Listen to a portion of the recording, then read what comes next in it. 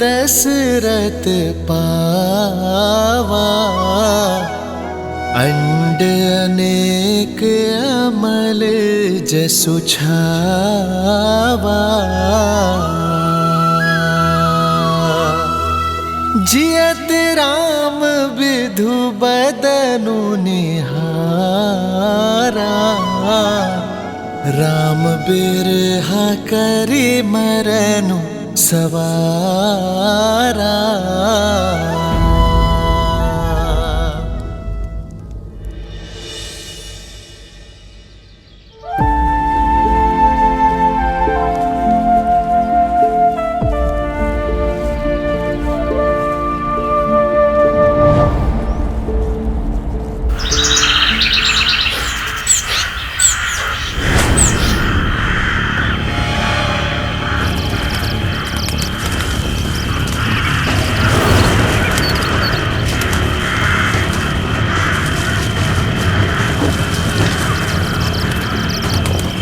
सावधान हो जाइए भैया, पंछियों का यह विचलित स्वर संकेत है कि अवश्य कोई अनिष्ट निकट है हमारे।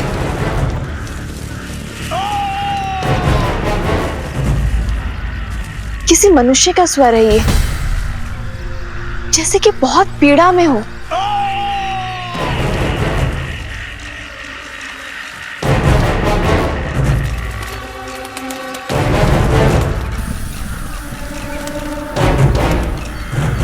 लक्ष्मण,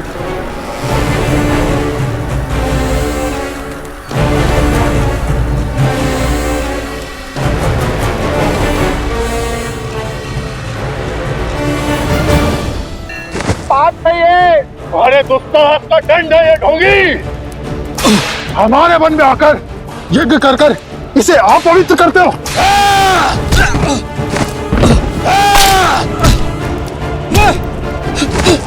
अब इस यज्ञ की अग्नि में जीवित जलोगे तुम।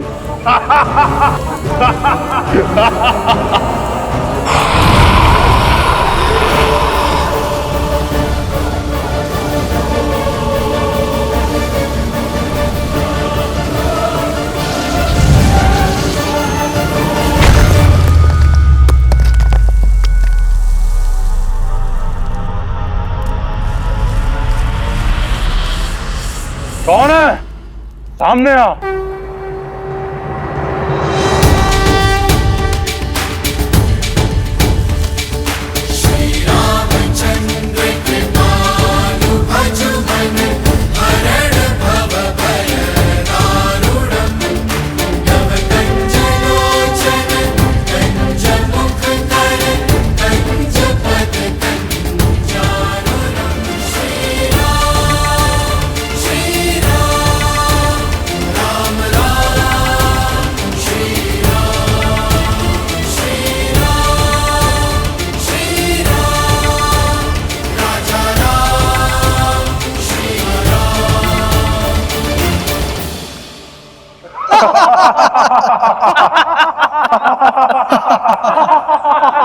ओ, ये तो वनवासी बालक है।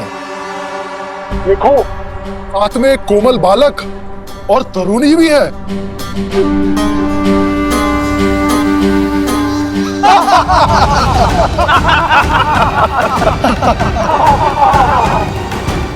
हमारे वन में हमें ललकार कर बहुत बड़ी भूल कर रहे हो नादान बालक। इन्हीं ऋषियों के साथ तुम्हारी भी आहुति देंगे। अभी एक क्षण में ज्ञात हो जाएगा कि कौन किसकी आहुति देता है। लक्ष्मण,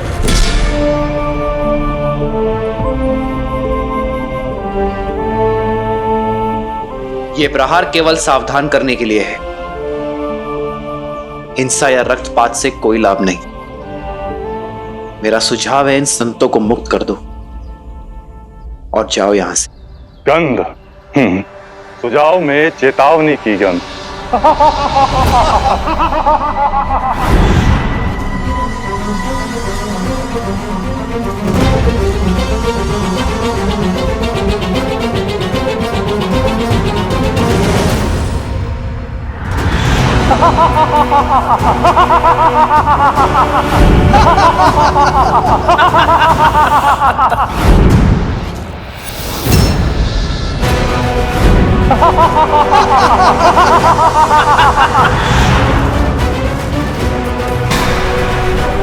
सीते,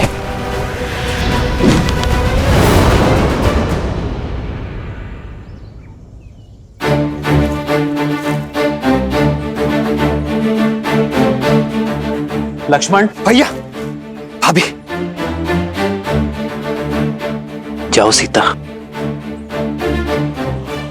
आइए भाभी।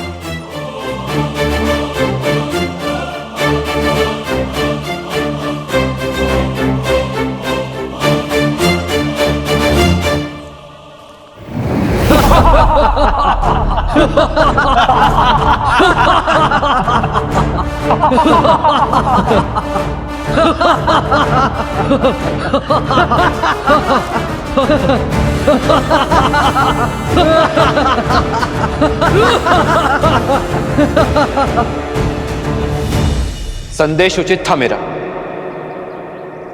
कदाचित भाषा समझनी है, भाषा बदलनी होगी।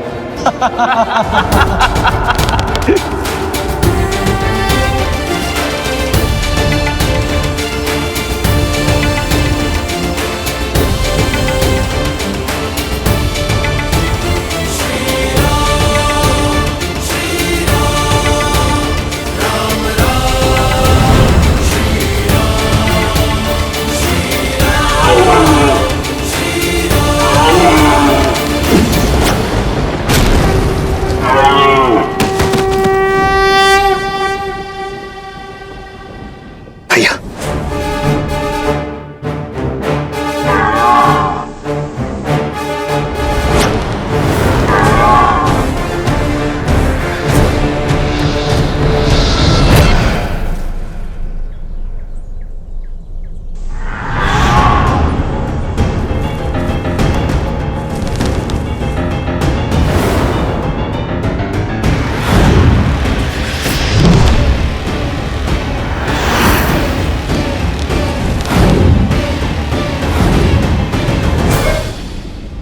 भैया, ये राक्षस तो माया युद्ध में प्रशिक्षित है।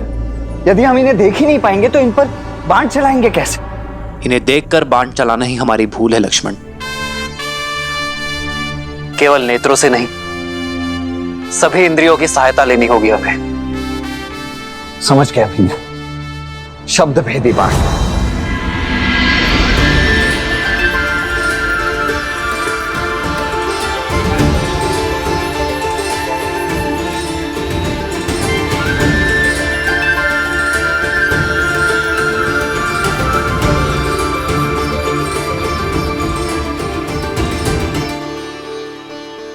हमें इन मायावी राक्षसों के आतंक से मुक्त करने के लिए बहुत बहुत धन्यवाद।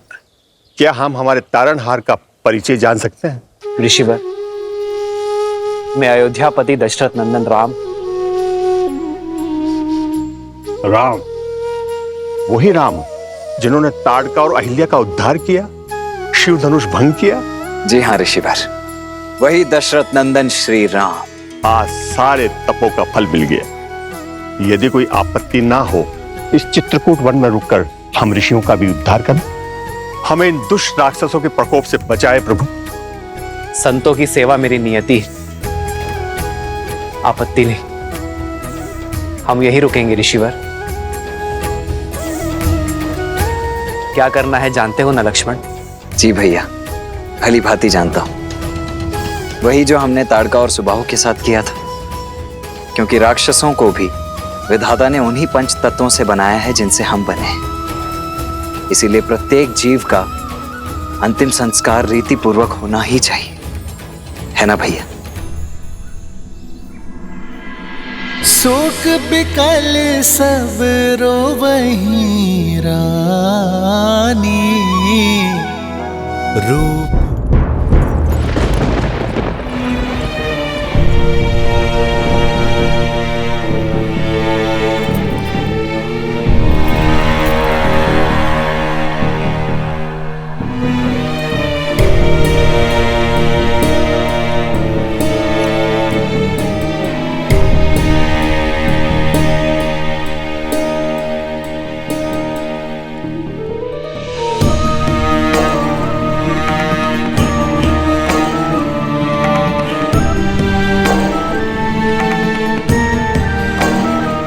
कैकई सुना तुमने?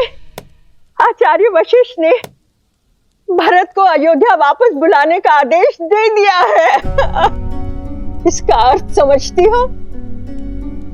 मेरा भरत लौट रहा है, अयोध्या का होने वाला राजा लौट रहा है।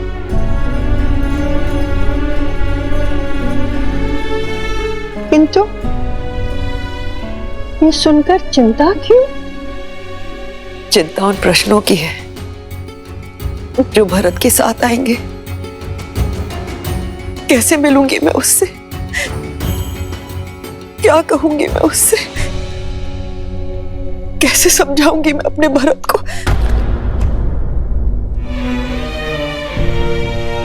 मंत्रा, भावनाओं के ज्वार में मैंने कहीं कुछ अनुचित तो नहीं किया ना? अनुचित नहीं मेरी पुत्री कैकई, तुमने जो कुछ किया अपने भरत के लिए किया, उसके अधिकारों के लिए किया। किंतु अचानक ये क्या हो गया? क्या तुम अपने पुत्र को अयोध्या का नरेश बनते नहीं देखना चाहती? प्रश्नों की चिंता करोगी तो भरत का भविष्य खो दोगी कैकई। क्या तुम नहीं चाहती कि भरत अयोध्या के राज सिंहासन पर बैठे? उत्तर दो कैकई, चाहती हो कि नहीं? उत्तर दो। चाहती हूँ, मैं भी यही चाहती हूँ। हर माता की तरह मैं भी अपने पुत्र के लिए सर्वश्रेष्ठ चाहती हूँ। तो फिर ये विलाप कैसा, असमंजस कैसा? तुमने बिल्कुल ठीक किया मेरी पुत्री, बिल्कुल ठीक किया। सुना नहीं तुमने महाराज ने अपने अंतिम समय में क्या कहा था कि उनकी मृत्यु किसी श्रवण के पिता के श्राप से हुई है। तुम उसका कारण नहीं हो कैकई। किंतु अभी बहुत बड़ी परीक्षा शेष है। भरत के लौटने पर अपनी भावनाओं में मत बहना कैकई, संयम रखना। तुम्हारा मार्गदर्शन न केवल भरत का बल्कि पूरी अयोध्या का मार्ग प्रशस्त करेगा। किंतु महाराज का दाह संस्कार? पुत्र के बिना कैसा दाह संस्कार? महाराज के शरीर को तेल और औषधियों से लेपा जा रहा है। इसका अर्थ समझती हो कि भरत ही आकर उनका दाह संस्कार करेगा। समझ रही हो ना कैकई?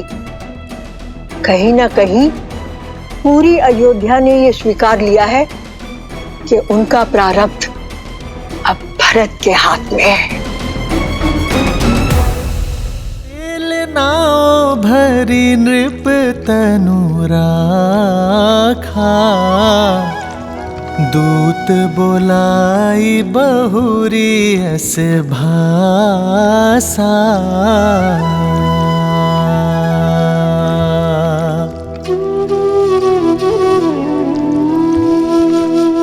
ठीक प्रकार से औषधि युक्त तेल में पूरा शरीर समा जाना चाहिए।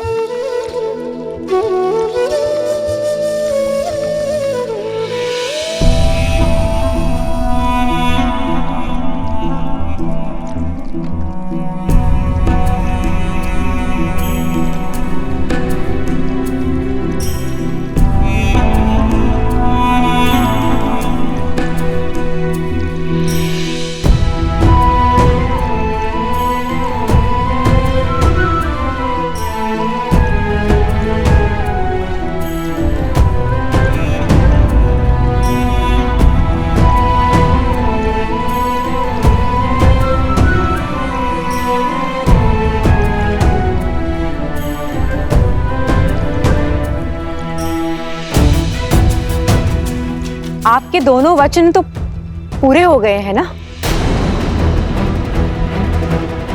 तो अब यहाँ पे क्या लेने आई हो? क्या अपनी लज्जा भी अपने पुत्र के साथ मायके भेज दी है? शांत हो जाओ सुमित्रा, शांत हो जाओ। क्षमा कीजिएगा दीदी, किंतु अयोध्या के प्रारंभ में ये पीड़ा नियति ने नहीं, कैकेयी दीदी की कूटनीति ने लिख दी है।